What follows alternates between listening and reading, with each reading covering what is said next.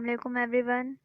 Myself Anam Ikram and I am a student of BS Food Science and Technology from Jinnah University for Women. Today I am going to teach you some topics of 9th class biology. Let's start our first topic which is cell.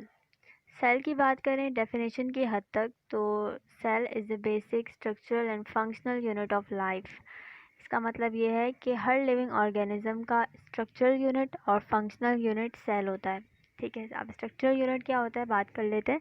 Structural unit से मुराद कि living organism की body cell से मिलके बनी हुई होती है, cell से कंपोज हुई हुई होती है। बॉडी का पूरा जो स्ट्रक्चर है वो सेल की वजह से फॉर्म हुआ होता है, इसीलिए इसको स्ट्रक्चरल यूनिट ऑफ लाइफ कहा जा रहा है।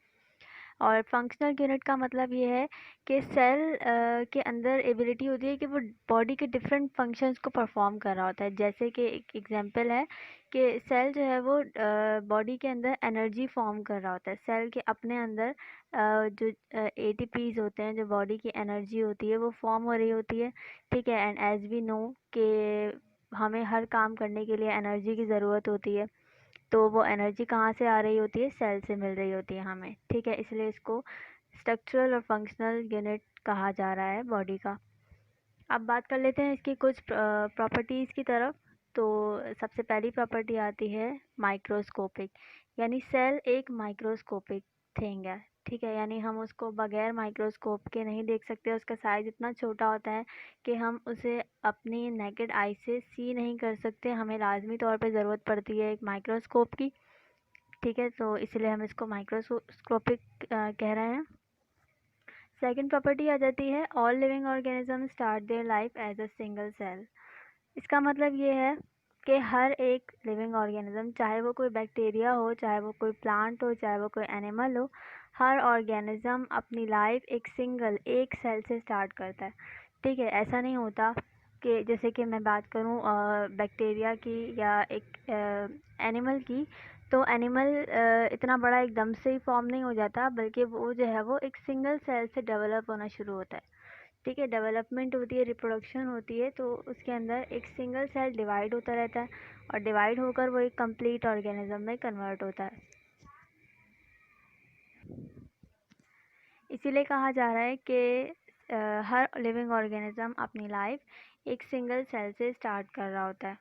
ठीक है, थर्ड पॉइंट के अंदर लिखा हुआ है each cell has a life span, after that they become die and replaced by new sales.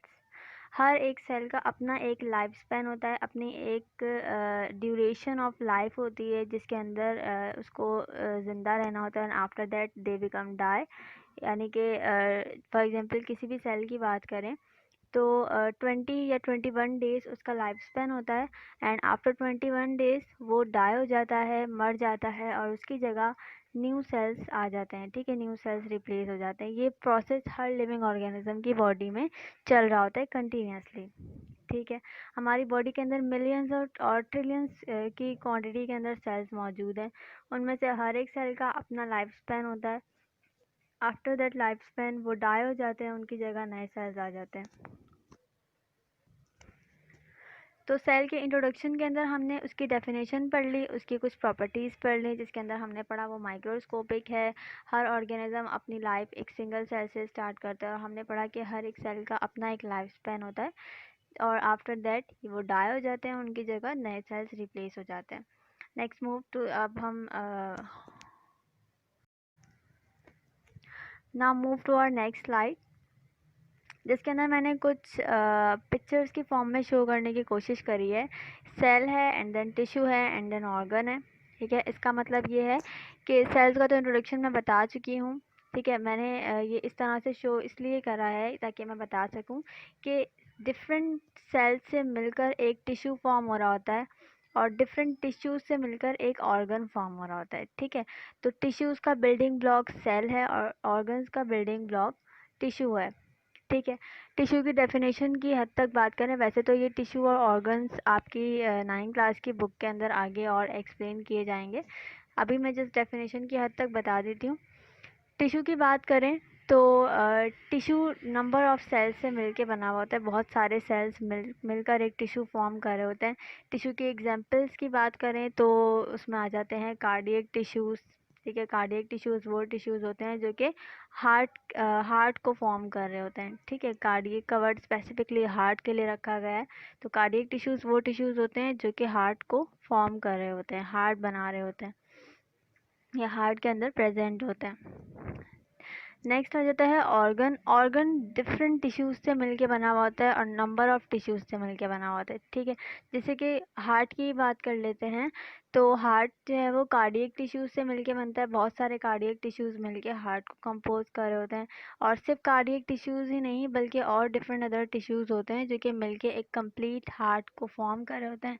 And as we know के sorry and as we know के हार्ट इज़ अ ऑर्गन, ठीक है। तो एक ऑर्गन यानी कि हार्ट किससे मिलके बन रहा है, उसको कंपोज करने के लिए टिश्यूज़ की ज़रूरत पड़ रही है। और टिश्यू की बात करें तो टिश्यूज़ को कंपोज करने के लिए सेल्स की ज़रूरत पड़ रही है। इस तरह से ये फॉर्म हो रहे होते हैं। So our last topic is discovery of cell.